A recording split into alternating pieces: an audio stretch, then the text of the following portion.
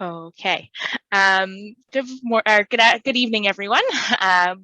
Welcome to our webinar, Getting Airborne, a webinar for high school students with MFC training.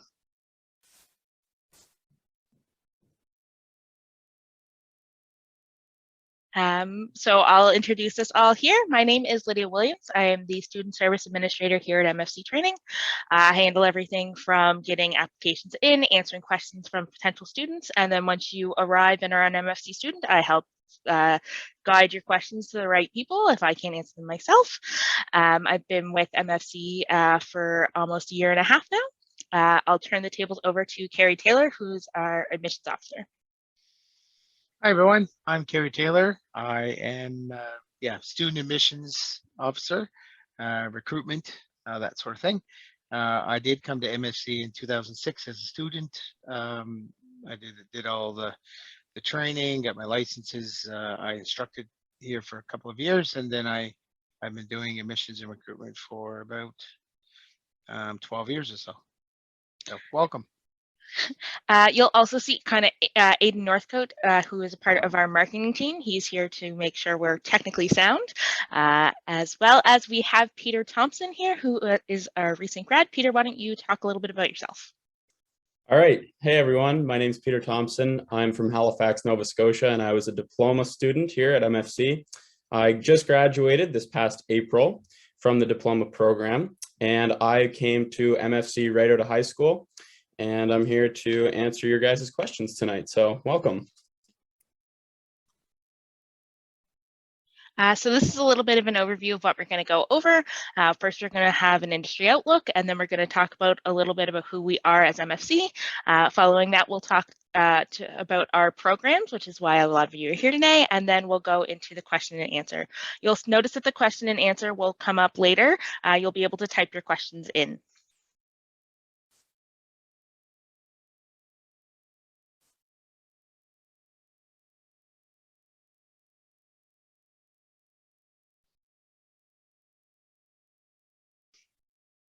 The aviation outlook for the next decade is expected to continue to grow at a steep rate.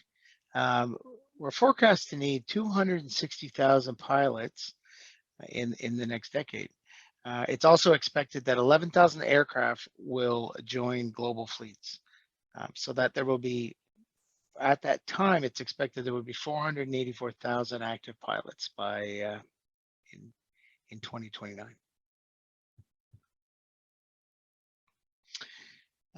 The Moncton Flight College first took flight in 1929. And the MSc training is 93 years old this year. In 2001, Moncton Flight College became one of a handful of schools in Canada to be able to offer the Transport Canada integrated training. These are very structured programs that are geared towards training airline pilots and have options to fast track the airline transport license, or the ATPL.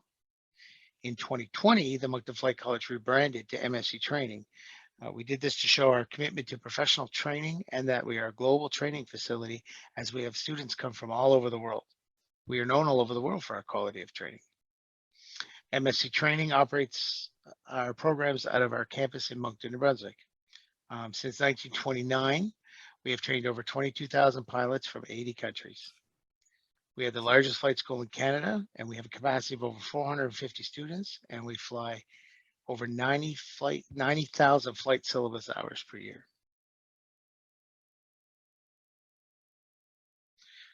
Now we'll talk about our fleet. MSc Training operates a fleet of over 57 aircraft. Our main trainer is the Diamond D820 Eclipse. We do have the largest Diamond fleet in Canada. The Diamond aircraft is a newer model aircraft and is an exceptional training aircraft.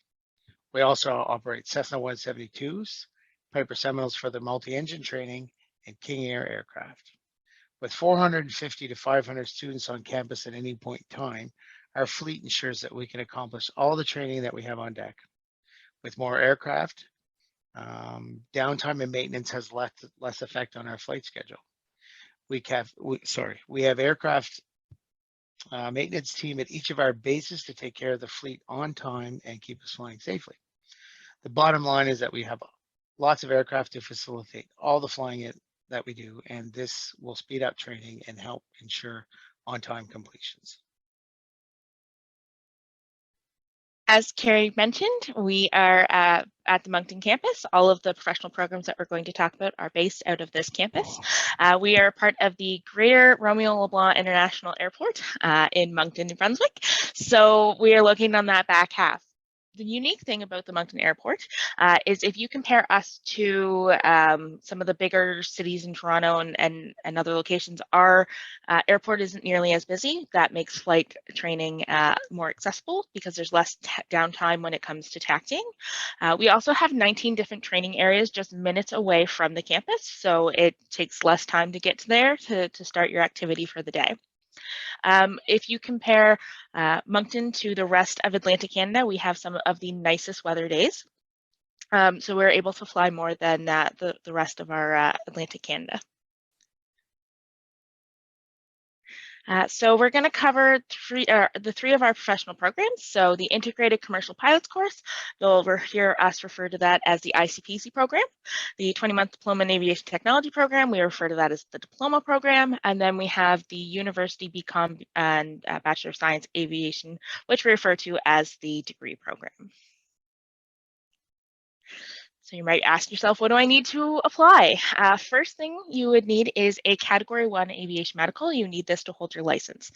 Oftentimes, this is the scariest part for students, but it's nothing to be concerned about. What they do in that first appointment is you do a hearing test, a vision test, an EKG, and they take family history. If you don't know where the closest Transport Canada examiner is, fear not, just reach out to us and we can help figure out which one would be the easiest one for you to go to. Moving on, you need to be 17 to be accepted into the program, and you have to be 18 by the time you complete the program. The reason for that is you have to be 18 to be able to hold your commercial license.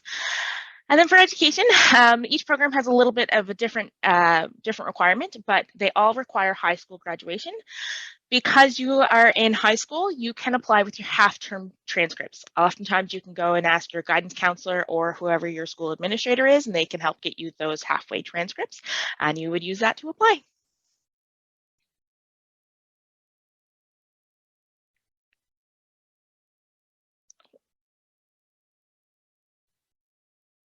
Turn the microphone on.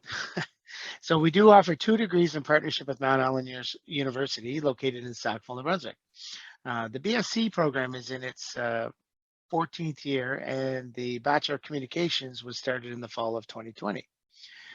This is a unique program that will offer the commercial flight training as well as one of the degrees, all to be completed in 4 years. Upon completion, you will hold a degree and a full Canadian commercial license. The Diploma in Aviation Technology program. As well as the full commercial training, you will also complete this program with a college diploma, all over 2 years, or 2 academic years or 20 months. This program starts every September. Peter, can you give us some insight from a student's point of view in this program? Yeah, absolutely.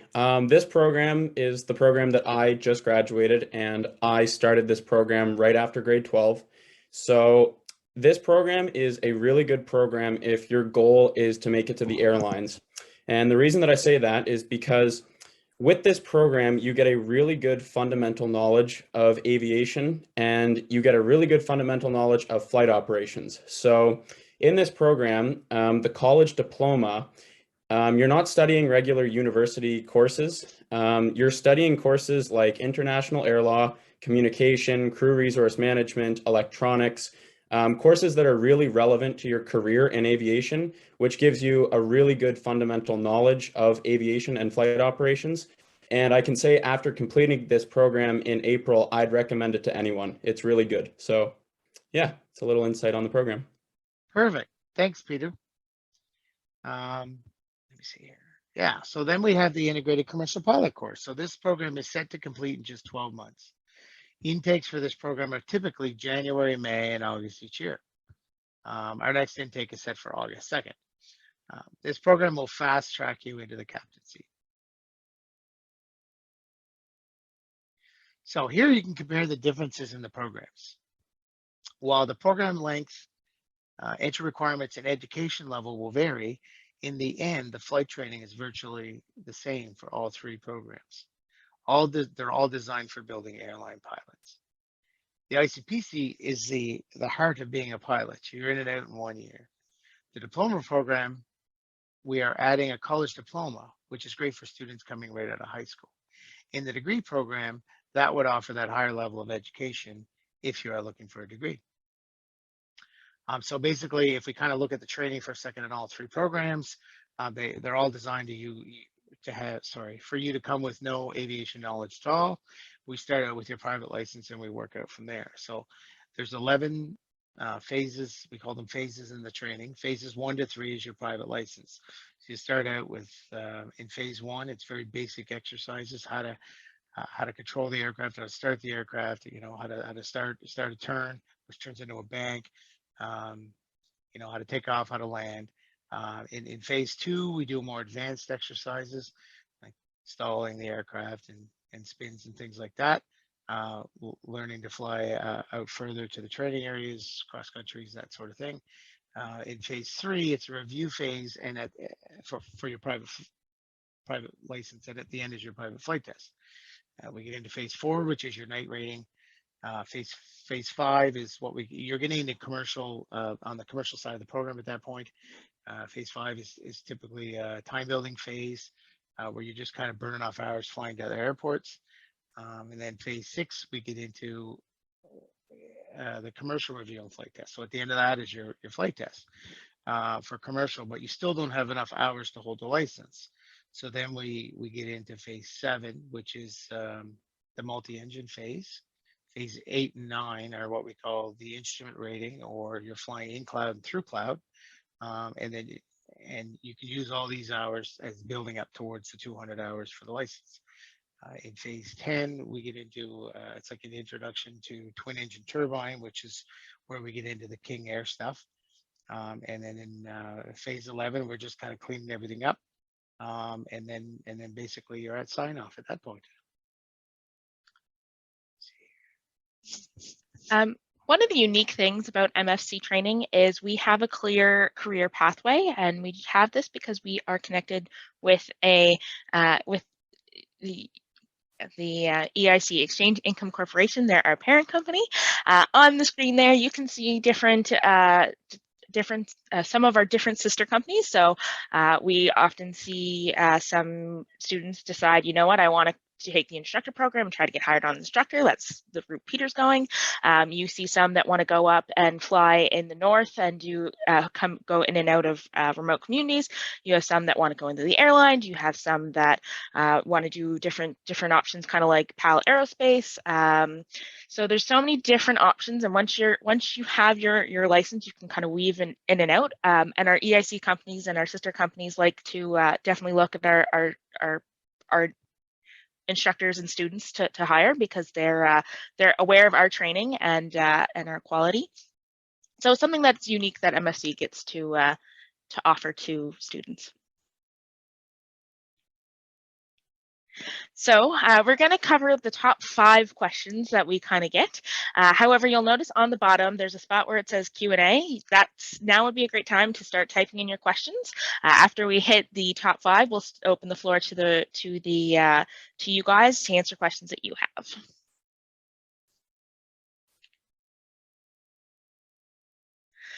So I'm going to let Peter answer this question. Peter, what does life as a student look like? Yeah, so we'll talk about what life as a student looks like at school and outside of school. I'll start off at school. So at school, really, you're going to be at MFC either doing a brief, simulator training session, or a flight. So for those who don't know, a brief is basically like a one-on-one session with your instructor to brief what you're going to be doing in your following flights. So you'll either be there for a brief, a sim, or a flight.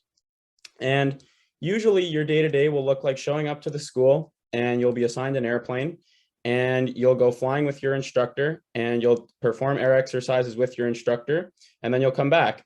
And usually the way it works is you're going to do a brief to brief what you're doing, and then you'll go and do the flight of whatever you just briefed. And it'll kind of go back and forth. So you do a brief, you'll learn about what you're going to do, and then you'll do the flight. And it kind of goes back and forth like that until you get to your flight test. Like I said too, you'll be at the school to do a couple little simulator training sessions, and you'll be doing the briefs for all the flights that you'll be doing at the school. Of course, this is also weather dependent. So we're not gonna, the school's not gonna make you fly through thunderstorms or anything like that. So obviously we're mostly VFR. So anytime that the weather is good, pretty much you'll be flying, which is kind of an adjustment that you'll make from high school, because high school is, 5 days a week, Monday to Friday, and you have the weekend off. But here it's 7 days a week. So you could be flying, on a Saturday, you could be flying on a Sunday, or any day throughout the week. Throughout the week, I would say that you're going to have 3 briefs and 3 flights a week on average. Obviously, that can change a lot because of availability and because of weather. You get a week of bad weather, you're not going to fly a whole lot, but you could get a couple of briefs done. And then vice versa. If we get a really busy. So that's kind of what it looks like on a day-to-day, week-to-week basis as a student. In terms of your life outside of school, it really doesn't change a lot from high school. I mean, the workload, you have to keep up with your studies and you have to keep ahead of your academics, but the workload is not overwhelming. You can still do things like you usually can outside of high school.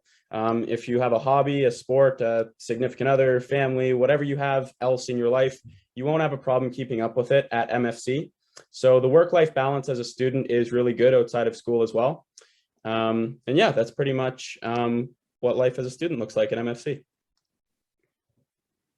Thanks, Peter. We'll move on to the next question. Are there job opportunities post-graduation? So as we mentioned, there's definitely some opportunities with the EIC companies. Typically what most graduates start off with are jobs that are on the same type of aircraft that they learned on in school. So the 2 most popular jobs that we see our graduates start with is either instructing or they start off in kind of northern communities, flying in and out of remote communities until they get some hours underneath their belt. Once they have some hours underneath their belt, they can move to a regional carrier, things like PAL, and start flying bigger and bigger aircraft until you hit the majors, if that's what your goal is. There's some that take different routes and end up in different locations, but there's definitely job opportunities, especially if you pair it with the industry outlook that we covered earlier as well.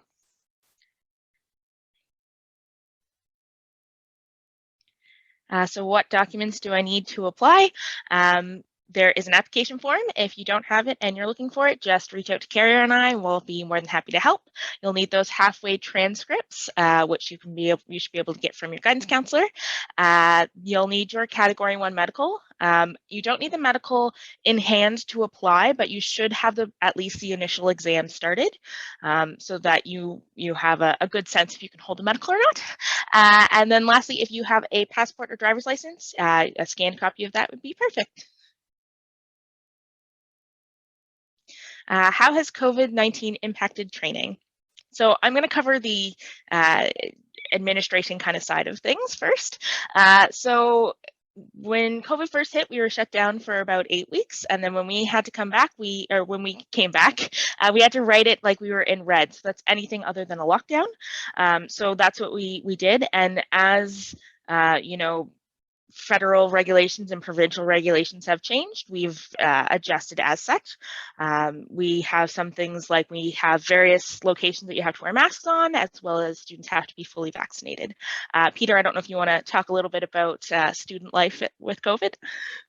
Yeah, absolutely. So when I came to the school in September of 2020, the pandemic started in March of 2020. So we were pretty much full swing of things in September.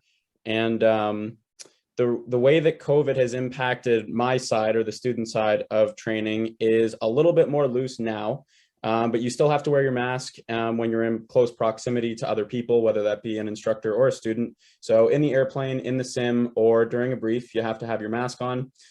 Pretty much everywhere else, we follow federal and provincial laws, like Lydia said. So in the school, if you were to just walk into the school, you don't need your mask on, and it's kind of just your discretion on what you feel comfortable with. And the school has lots of hand sanitizer around if you feel comfortable sanitizing your hands or anything like that. But the training itself doesn't really change, which is good. So, we're still doing the same exercises and doing the same briefs with as any other year prior to COVID. So that's a really good thing, but there's just a couple little mask restrictions that we have to follow, like when we're in close proximity with others.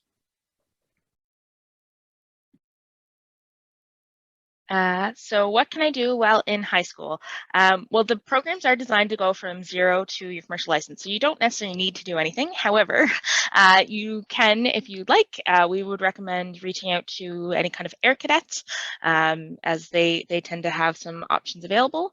Peter, I don't know if you have anything else to add. Yeah, absolutely. So if you're in high school, which you guys obviously are, what I did when I was in grade 11 is I did what's called a discovery flight. And a discovery flight is basically a flight where you can go up and discover flight with an instructor. So you'll go up and you'll take control of the airplane with an instructor, and they'll let you do very small flight maneuvers. They might make you turn a little bit, go up, go down, and just do basic attitudes and movements. And basically it gives you a really good feel for a smaller airplane, and it gives you a good feel for what you can get used to if you're a student at the school. I went to school in Halifax, like I said, and so when I was in grade 11, I did my discovery flight in Debert, Nova Scotia. I didn't do it in Moncton, but it's pretty much the same thing. Really, anywhere that you can find an airport with small, non-high performance airplanes, such as a Cessna or a Diamond, and an instructor who's willing to go, then you can do a discovery flight. And you basically just get to do small things in the airplane, which allows you to get a feel for it and get comfortable a little bit with it. And it gives you a good sense of what you can get used to.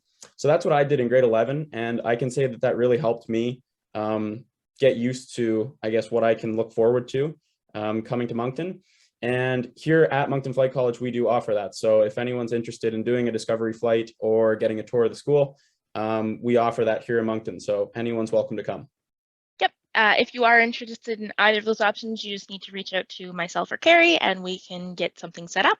I think we have one more question. Nope, we don't. Okay, so I see that there's a couple questions that have popped in. We'll start answering your guys' questions, and feel free to type them in as we go. Yeah, so I see a first one here. When do applications open for admissions for August and September? Basically, they're always open. We don't necessarily pick a certain time when they need to start.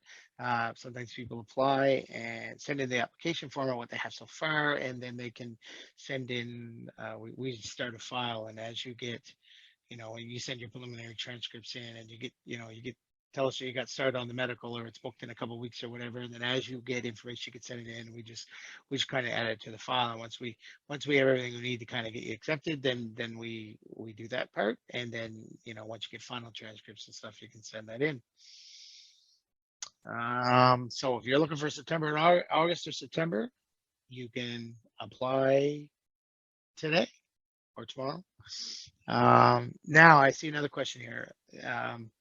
Does the ICPC program take you to CPL? There's a second part of that question, but yeah, all these programs, you start with no training, or you can get a small credit for training that you do have. It's a little bit different situation there, but basically you start with nothing, you go right through to your commercial. You have a commercial license when you graduate, which simply means, a lot of people think commercial means airlines. Commercial just means that you can work as a pilot. If you're going to work at all in any way, shape, or form as a pilot, you need that commercial license. Once you have the commercial license, you need an airline transport license to work for an airline. That's something that comes a little bit later once you've got your experience. And so basically that leads into the second part of the question, which is, does the ATPL have to be taken separately? So traditionally the way it works is you need a minimum of 1,500 hours and 2 written exams to hold that airline transport license. Well, you're going to graduate with around 200 hours. The catch with written exams with Transport Canada is they expire in 2 years. A flight test always expires in a year. Written exams always expire in 2 years. What's unique about the integrated program, so that's all three, the ICPC diploma or the Mount A, is you do an ATPL ground school with us. You write the 2 exams of Transport Canada for the ATPL, and the expiry date is extended to 5 years. So essentially, you have 5 years to build the 1,500 hours, walk into Transport Canada and get signed off for that license. So that's one of the big bonuses to the ICPC program. So I think that covers that one. I see one here that are there any specific classes you need in high school? This is a little program specific. So if you're looking for the ICPC program, no, you would just need proof of high school graduation. If you're looking for the diploma, the 20-month program, you would need academic math 12 out of 70% and academic English 12 out of 70%.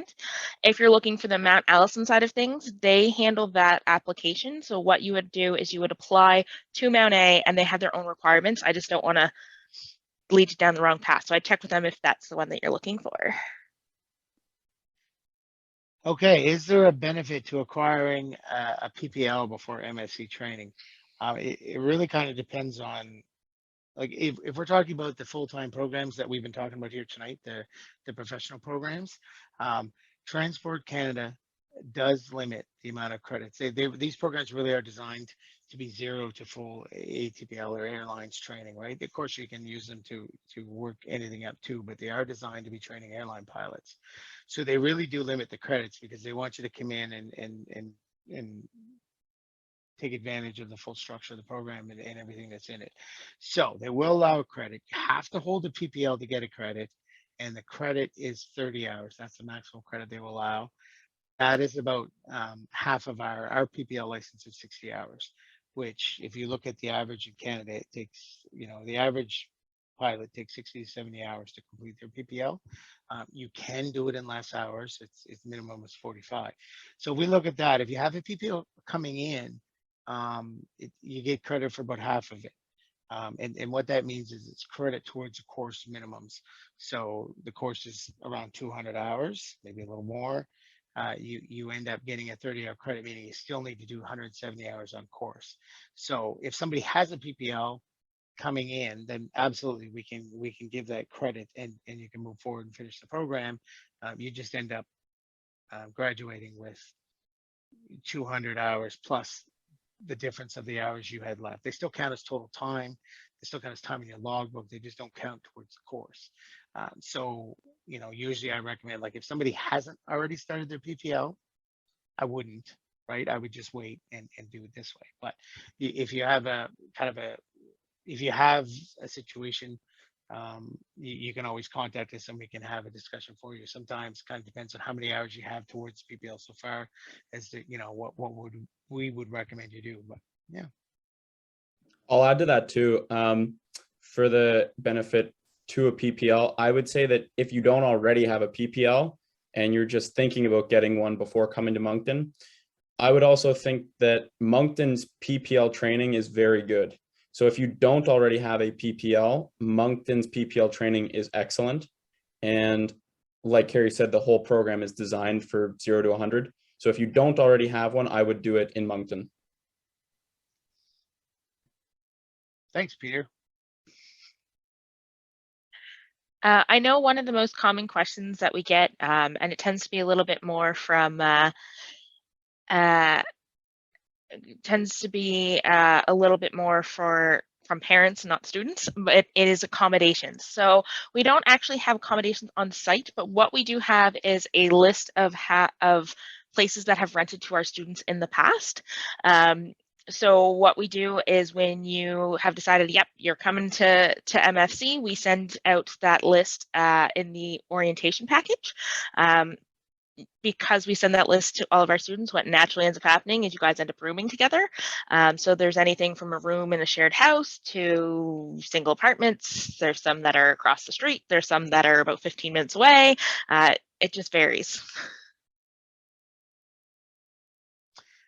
Somebody's asking about type ratings here.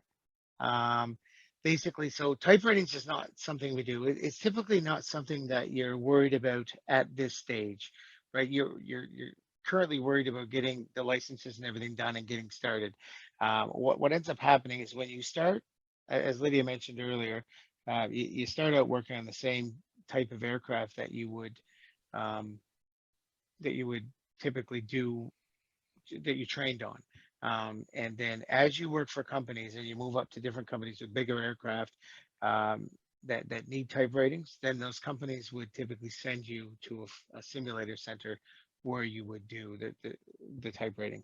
They basically cover that for you or send you for that training.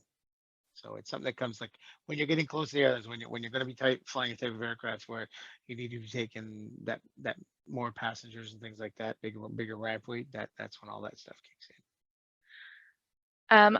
I see that there's a couple questions about like tuition and how the program is breaking down cost-wise. My biggest recommendation would be to reach out to us because then we can, give you the best and most up-to-date information.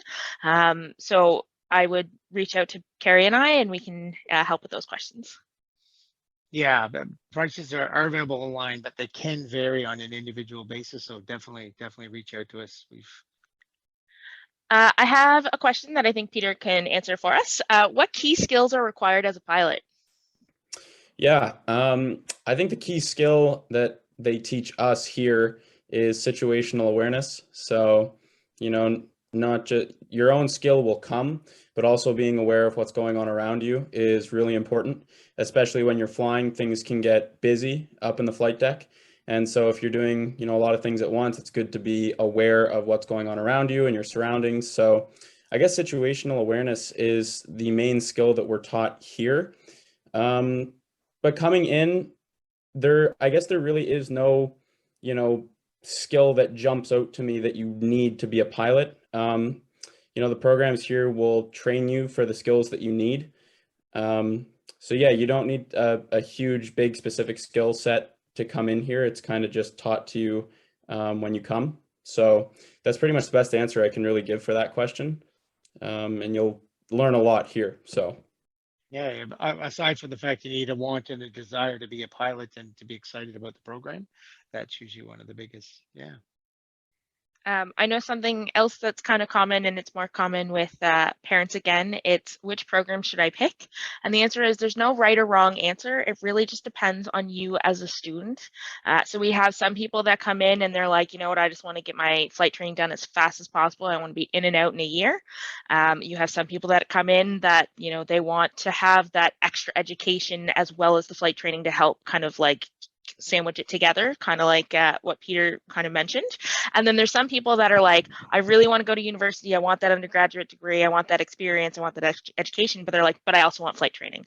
So when it comes down to it, there's no right or wrong when it comes to picking a program. At the end of the day, the important part is getting your commercial license. And then everything above that is what is it that's going to help you succeed the most. I'll add to that last part too, actually, with the skill that you need to be a pilot. To emphasize this, there really is no huge skill. And I know that some students come to flight school who have never driven a car. So the hand-to-eye skill in terms of actually moving and controlling a plane or a car, you technically don't even need that skill because some people come here without driving a car and they get a pilot license before they get a driver's license. So like I said, all the skills that you need will be taught here and you'll become very good at flying if you come here. So I just wanted to add that as well. I see another question here. What would be the requirements for somebody who has a bachelor's degree? Yes, so you already have a degree. You definitely don't need to take another one. A degree would also outweigh what the diploma academics could offer you. So we would always recommend the one-year ICPC program because while the diploma can be an asset, but it would have to be a diploma in aviation technology because it's not an academic education that stands alone on its own. So, but a degree does. So it really wouldn't matter. Like you could do any degree and come and do the one-year program, and you would still have the pilot licenses and a degree. It's just going to take you 5 years to do it. The unique thing about doing a Mount A program is Mount A gives credit for the flight training towards a degree. Everything's all done in 4 years, right? So you save that year. So what would be the requirements for somebody who has a bachelor's degree? The Cat 1 Aviation Medical with Transport Canada, and at least proof of high school graduation, or that obviously if you provide transcripts from the university, then you would supersede the need for high school. It covers that. So it looks like some of the questions are slowing down. If you have one, I'll give you a couple seconds to type it out. But what you're noticing on the screen there is your next steps. So you see our phone number, as well as the email address, the admissions@mfctraining.com. If you're on our website and you notice the chat function, that comes to me directly. So if you have questions, feel free to type them in there, pop them in there. I'm more than happy to help. If I'm not on the other end for whatever reason, just make sure you leave your name and your email, and I can get back to your whatever question it is. Also, you should be able to see the CAE report. That is that industry report that we talked about earlier. So you should just be able to scan that with your phone and then pull up that report. So that's kind of what where that'll lead you. I don't see any questions coming in. If you go get later on at the end of the evening, say, oh man, I wish I would ask that question to any of us, just feel free to send us an email or pop it in the chat, and we'll answer them after the fact as well. So that just about wraps it up for us. I'd like to take time to say thank you for all of you guys for attending, as well as Peter for lending us some student insight, and hope you guys all have a lovely evening. Thanks for coming, everybody. See you guys. See ya.